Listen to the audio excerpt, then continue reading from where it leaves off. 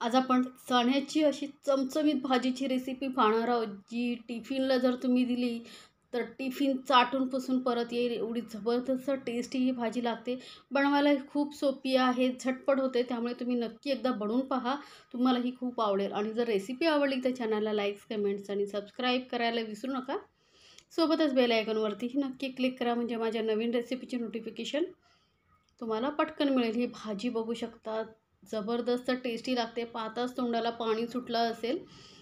तर जास्त वेळ न घालता बनवायला सुरुवात करूया. तर त्यासाठी बघा, इथे मी घेतलेले आहेत लाल चणे.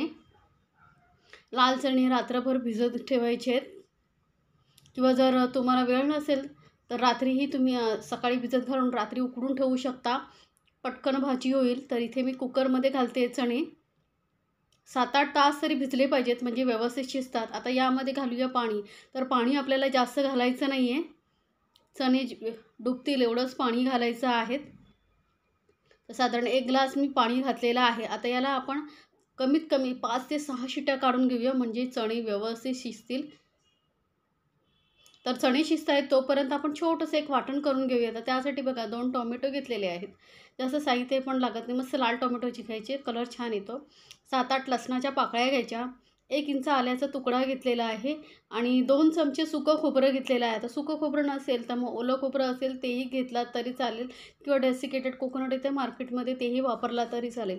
आता टोमॅटो आणि आल्याचे ना छोटे आपण तुकडे करून घेऊया, म्हणजे आपल्याला वाटायला सोपं पडेल. तर इथे बघा टोमॅटो आणि आल्याचे मी छोटे तुकडे करून घेतलेले. आता हे सर्व साहित्य आपण मिक्सरमध्ये घालून घेऊया. जास्त ही झंझट करायची गरज नाही, वाटण वगैरे न करता असं भाजता आपण पटकन ही भाजी बनवणार आहोत.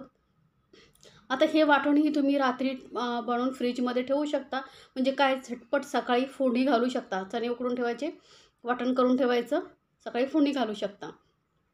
तर कढईमध्ये आपण 2 चमचे तेल घेतले आणि त्यामध्ये 1 चमचा जिरं घातलेलं आहे. जिरं चांगलं चटकलं ना की 1 तेजपत्ता घेतलेला आहे, त्याचे 2 तुकडे करून घालायचे. आता इथे सर्वात महत्त्वाचं म्हणजे या भाजीसाठी आपण कांदा घालणार आहोत. तर 2-3 मोठे कांदे घेतलेले आहेत, बारीक चिरून घ्यायचे आहेत. कढीपत्त्याचा चांगला तडकला की कांदा घालायचा आहे. आता कांदा इथे ना आपल्याला थोडंसं लालसर होईपर्यंत भाजून घ्यायचं आहे मीडियम गॅसवरती. कांदा मऊही झाला पाहिजे चांगलं, आणि थोडा लालसरही झाला पाहिजे, म्हणजे भाजीला चव चांगली येते. तर ह्या छोट्या छोट्या गोष्टी जर लक्षात ठेवून तुम्ही भाजी बनवलात ना तर भाजीला खरंच खूप टेस्ट छान येते. साहित्य तेच असतं रेग्युलर आपल्या घरामध्ये जे आपण वापरतो ते, पण थोडंफार बदल केलात ना आपण भाजीमध्ये तर भाजी खरंच खूप छान लागते, एकदम टेस्टी भाजी लागते. तर इथे टोमॅटो बघू शकता मस्त लालसर होत आलेला आहे. अजून थोडा वेळ आपण असा हा लालसर होईपर्यंत परतून घेतलेला आहे.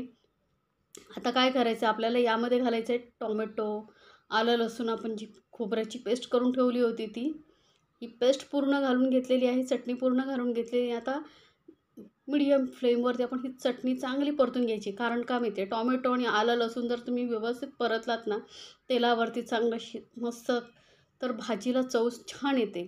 त्यामुळे थोडा वेळ लागेल, म्हणून काय सांगते मी तुम्हाला, टिफिनला द्यायचं असेल ना तर हे सर्व गोष्टी रात्री तयार करून ठेवा, म्हणजे सकाळी पटकन फोडणी घालतात. ते 2 मिनटं चांगलं याला शिजवून घेऊया झाकण ठेवून.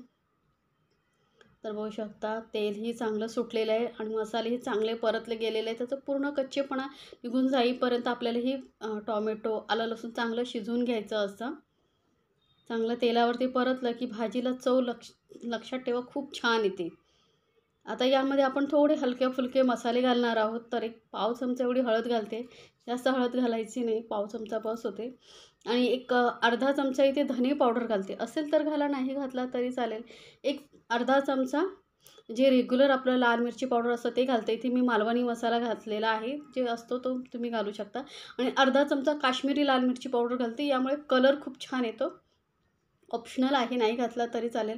अर्धा चमचा किचन किंग मसाला घालते. किचन किंग मसाला नसेल, सब्जी मसाला असेल तो घालू शकता, किंवा तोही नसेल तर सरळ गरम मसाला इथे मी पाव चमचा घेतला आहे, त्याऐवजी तुम्ही अर्धा चमचा घालू शकता.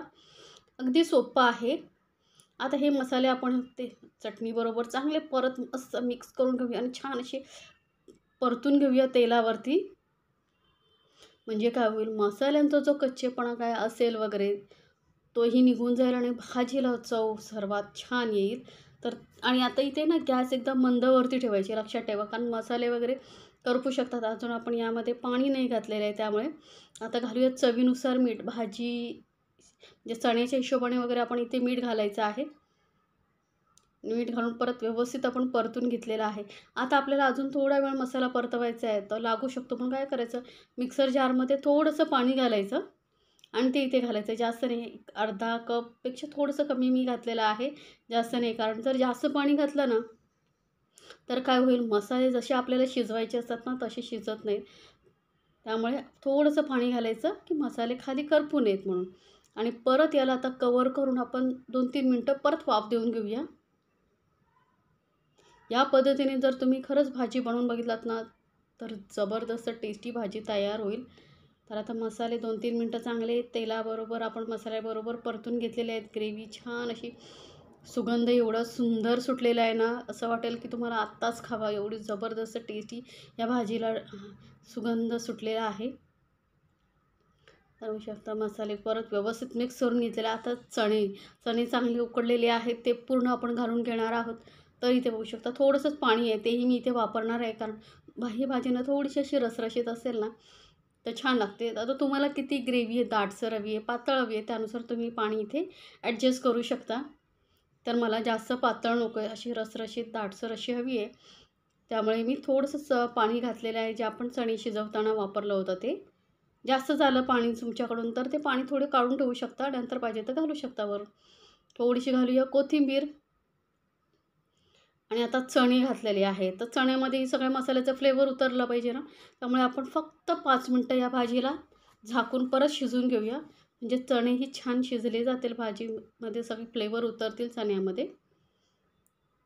तर आता साधारण 5 मिनटं झालेली आहेत, बघू शकता मस्त भाजीला तवंगही सुटला आहे आणि भाजी आपली मस्त तयारही झालेली आहे झमझमीत. परत हलका व्यवस्थित मिक्स करून घ्यायचं, म्हणजे भाजी एक समान होते जास्त. आणि बघू शकता जास्त पातळही मी केलेली नाही, रसरशीत अशी भाजी झालेली आहे. गरमागरम पोळीबरोबर, भाकरीबरोबर, राईसबरोबर एकदम अप्रतिम लागते. तर नक्की बनवा आणि मला कमेंट्समध्ये जरूर सांगा तुम्हाला ही भाजीची रेसिपी कशी वाटली. अशा छान छान रेसिपीसाठी आपल्या चॅनलला सबस्क्राईब करायला विसरू नका.